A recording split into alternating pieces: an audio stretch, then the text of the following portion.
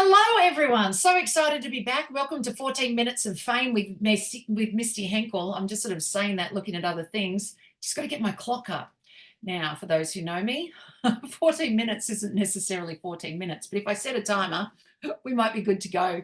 Today, I have the wonderful Laura Brazier from E&E Waste over in Dalby. So, Laura, I met you last week over at the Dalby Chamber of Commerce. I'll be honest, right? Because we're over at the car place, right? Black Toyota.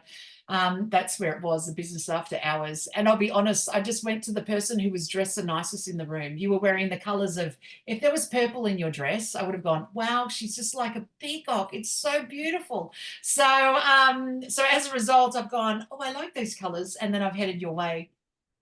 Would not have guessed that you're at Cash for Containers. Is that how you say it? Cash for Containers? Is that how you say it? Containers for Change. Containers for Change. I knew it was something like that. I thought, now I know that it's two C's in it. Yeah. And I can't remember the order of which it is. Containers for Change. I really like that. So my first thought when you said Containers for Change was, I think that's like the depot we have here at Chinchilla, where I give the cans, 10 cents a can, and I do all the recycling. That's cans, exactly what it is. Excellent. Well, the Containers for Change it is. So, how long have you been there for, Laura? I've been with this company with E&E Waste. I was in Toowoomba to start with. I started at the end of 2020, in the depths of COVID, and I've been 20, and I moved out here at the end of 23. I was a supervisor in Toowoomba at their depot in Toowoomba, which is a big depot, and now I'm the manager of the Dalby depot, and it's actually called Return Them for Cash, because it's a company that operates under the Containers for Change banner. Okay. Yep. I like it. So Return for Cash, and what was I going to ask? Well, I can't ask how did you get there because you were actually somewhere else, ended up there. All right. Well, what do you like most about it? I love my job because I'm so lucky. I'm lucky to work in an industry that I approve of, and I think that I think and hope that I'm making a difference in the world. And so I love that because it's not actually a recycling scheme. Well, they do get recycled, I hope, but it's actually, the slant of it is anti-littering, because although everything that has 10 cents on it has had the levy paid on it is eligible to be recycled, it's everything that can be recycled is not eligible to get 10 cents. Yeah. So all your milk bottles and your vinegar bottles and your olive oil bottles and your jam jars and your all the things, they're all recyclable, but they don't get 10 cents. They don't get the 10 cents paid on them. Yeah. And the things that do get 10 cents paid on them are the things that the government think might end up on the side of the road. So it's all the things, as a general criteria, is what you can drink with one hand. Yeah, okay. So wine bottle. Yeah. Well, wine bottles and spirit bottles spoilt my story when they came in. They came in November last year. Yeah, they did. I noticed that too, or I could see that it was coming in or something like that. But look, hey, it still follows the same system. It can be drunk with one hand. It's still a bill. It's still, and there was community pressure to put the 10 cents, and there is a 3-year moratorium on the bottles to have the 10 cent stamp on them. So in 3 years' time, you won't be able to put through your 1967 French red bottle after you've drunk it. Right. Because it won't have 10 cents on it. Right. Well, I'll be honest with you. There's some really cool things you can do with your 1967 French red. Simon, geez, I wish I had one here. I could have showed you. So this is my hubby, right? He says things like, yeah, how is it that, we have no flowers in the house. We're going, well, you grow really good ones outside. He does, he has canna lilies. And so we have them in like yellows and reds and oranges and all this stuff. And I said, they look really good. But then I said, but we don't have a vase. And so we've got, different spirits or, well, where's a wine bottle? He said. Okay. So I'm thinking he's going to just shove a flower in the top of the wine bottle. But then he says, what I need to do is I need to chop the top off and then the rest can be a vase. And then he says that, now how do I chop the top off without breaking the bottle? So then, of course, Master Google goes over and looks it up, and then he goes into the garage and he's flopping around in there, and then he comes back and he's, got this string, and he said, now I need you to hold this and we'll wrap it around really tight. And anyhow, he's drenched string like in some sort of fluid, like lighter fluid or brake fluid or something like that, right? So it reeks, but wrap it around the top of the bottle, right? He said, then I'm going to set it on fire and then I'm going to put it under the tap and it should just break off.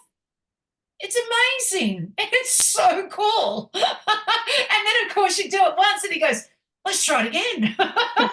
Drink something or I'll throw it out, so we've ended up with some really cool vases, Great. homemade vases from our unstamped 1,000-year-old bottles of wine. Or like from like a whiskey bottle or something like that. It doesn't matter the shape.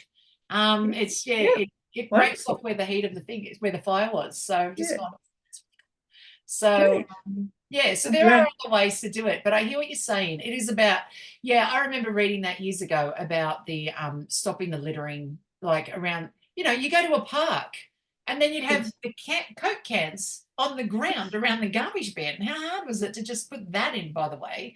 And you don't see it like you used to. It's a mess like you used to. And it's a great scheme on so many levels because it helps all the people that put it in.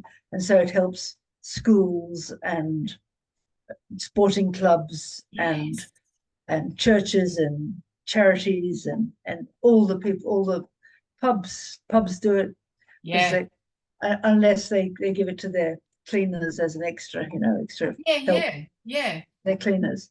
And then it helps so it helps the sides of the roads. And those there are quite a lot of pensioners that walk around and pick them up. So they're active, it's giving them an active thing to do. Yeah. An interest in life and so where I live in Chinchilla, right? So moved here 2.5 years ago, and I'm in this little estate right down the back. And Chinchilla is like dead flat. And Dalby too. I have two. Yeah, that's right. So I have two golden retrievers, right? So I take them for a walk every day, and it's early in the morning. And I remember the first year that we were here, and it might have been after the show, like they had the chinchilla show on, and I'm taking the dogs for a walk, and there was a lad that I'd run into. He was taking his dog for a walk too, so an old lad, and anyhow we were just chatting, and he said, he had a plastic bag and he was collecting cans as he went, right, as he was walking the dog. He said came across the show and collected like 5 garbage bags, or 10 garbage bags, whatever it is, right? He said I just put them in the car and I just go collect them afterwards. And I've gone, I was thinking about that too. And he said, I actually go to all the towns just to do that. So I go to the shows and all of that to do that. So, and it's his way of getting out, and it's his excuse to get out and see what's going on in the different towns. He lives by himself with his dog. And so it's his excuse to go to all these different events is, well, cost me $10 to get through the gate, but I made $40 upon leaving. So, and he's done something. So they always have like the big containers where if you put your cans in the container, that group that had the container, like there's a name on it that might say, Scouts, and then there's the football club, but then there's all the ones that never quite made it to the bin, right? And then kids can walk around with it. And I'd say to my boys, you want money? There it is. They get all fussy about it. But when the boys were little, they're now 12 and 14, but from the age of 3, the little one, he wanted a dog. So I said, start saving. So he started saving. So they started getting jobs, and it wasn't from me so much as, well, let's find out about, delivering newspapers, because we lived in Canberra. So we'll find out about delivering newspapers. So we used to do that. So Simon and I'd roll them up. And then the kids, so Jack and Noah, 3 and 5, then we'd walk around delivering newspapers. And then that's how they learn numbers and, what signs meant on mailboxes. But they had, it could have been said that they had an employer who pays them. I said, but since I'm a sales trainer and I work in the world of entrepreneurialism, I said, so that's your client, and your client has asked you, is paying you to deliver these papers. So now they have a client. What would you do to look after your client? Not what would you do in your job? Because in your job, you get paid whatever you get paid. There's nothing around that. But as a client, how do you keep it? And so then as their best paying client, they made sure that it went into the right mailboxes. They did it in the right time frame. And then the client, when you'd completed the task, you'd go over there and either the client came to you and paid you, or you went over to her house and then she'd give you money, and that was all written on the thing. So that's how they started. It was to get a dog. But then along the way, they'd find these other jobs, and then the cash for cans came out. And I remember back in the day. Do you remember back in the day? I think my girlfriend from primary school, she was about 7 or 8 years old, and her brother used to go across to the golf course, and they collect cans because Comalco would give you, 75 cents a kilo for them, or whatever it was, whatever the ad was, 65 cents a kilo, whatever the ad was. And then when they brought out the cash for cans, I've gone, well, see, didn't capitalize on that as a kid, but I can now see how it is to help the boys. Yeah. In Canberra, the original ones were the thing outside of Woolworths, and most of the time it let the cans go through, but every now and then it just got fussy and decided, I don't like you. And then it'd spit it out 17 times and go, okay. And then you'd put the others through, and then you'd pick it up and see if it would like it that time. And sometimes it liked it much later. Sometimes it just never did. And there was no real reason. It wasn't because there was a dent in it, because that would end up being the perfect can. And it just didn't like something. But out here, I think before we left Canberra, there was a depot where you'd put it in a bag, you'd write your name on a sticker with a phone number, and then you'd put it in a thing, and then they would do it and then put the money direct into your bank account.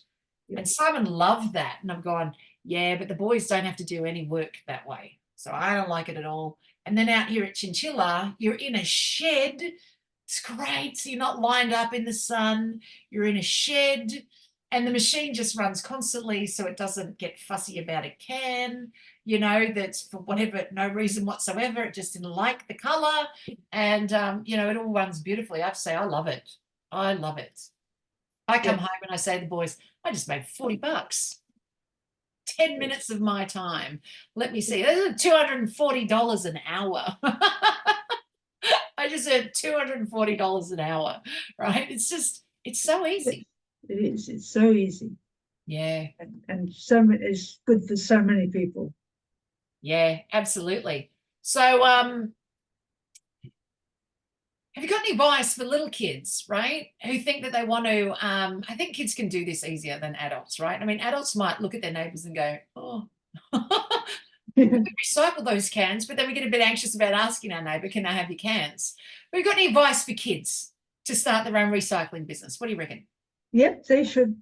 If they want to, they should walk up and down the street and talk to whoever they can find and say, can I pick up, can you keep your 10-cent containers for me, and explain what the 10-cent containers are. Yeah, they're the ones that have had the levy paid on them. Yep. And they have 10 cents stamped on it. Yep. They're recyclable. They've got, as a general criteria, it's what you can drink with one hand. Yeah, I like it. Yeah. And for me, when I worked at Golden Retrievers, I just like the idea of having bins that aren't overflowing on bin day. It drives me bananas. And we don't Yeah. have that. Now, I'm not saying, now it's only a recycle bin. That one's not doing that. But it's amazing that when you start to just pull the cans out, so the recycle bin's not overflowing. But when you pull the cans out and you make that one little switch, you start to then notice the switch in other things. I originally was Yes. not a recycler as such. I was like, for goodness sakes, if you just get the garbage out, I don't even care where it ends Yes. up. I just want it out. And then, but as you put the cans to the side and you have it that own special spot, then you start to go, well, now I've got room to, oh, well, that one goes in Yes. that bin and You that can one goes put in that bin. cardboard there and put Yeah, and then the boys start to plastic notice too, there. well, that one goes in that one. Does this go in a different bin? Like, which one does this go into? And so then they start to ask as well. And it all just happened purely by accident, just from moving the cans off to the side, but the rest of the recycling happens much easier. And then as a Yes. result, you take all that recycling out, put that one in the recycle bin, then you've got far less garbage. It's amazing how much less garbage you've got. And if you It's really want great. virtually no garbage, like we really have just one garbage bag for the entire week because we have golden Same retrievers. here. We And have golden do you retrievers. know, They're like chickens. do you know, They do eat you know, everything. in Korea, in Yeah. Seoul, you get charged for general waste. So everybody recycles everything they possibly can. Like, on your vegetable, and when you buy vegetables, sometimes they close with a little, like a bread Yeah. bread thing with a little label on it. Mm. Well, I separate the little bread thing from the little label. Yeah. And I put the little bread thing into the recycling and the Yeah. label into the general waste. Yeah. Yeah. And Yeah. so, like, even a tiny little thing like that. Tiny little things. I notice that too. When I go to put it in the bin, I go, oh, that one's over there. Because I can just put that with the other stuff as I put it out to that other bin. Like it's just done Yes, right now. So yes. yeah. And so our general waste bins have maybe one or two bags in them, and the Yeah. recycling is up to the roof. Yeah. So here's my advice to bring the general waste down now. Get chickens or golden retrievers because I'm telling you, they eat all that's left. Like anything, like it's like, oh, but golden retrievers don't like to eat. You know what? Cook it up a little bit, they'll eat it. Like if you give them a human meal, they're on it. Beautiful. So yeah, well, thank you so much, Laura, for being my guest today. It was really great to chat to you and good to hear about containers for cash, right? Recycle your cans, and if not, get a kid too because they like Yes. cash too, and they like to buy themselves donuts or McDonald's. Yes. So it's good to Excellent. just spread the love around, I reckon. Yeah. Thank you, Misty. You're welcome. It's been lovely.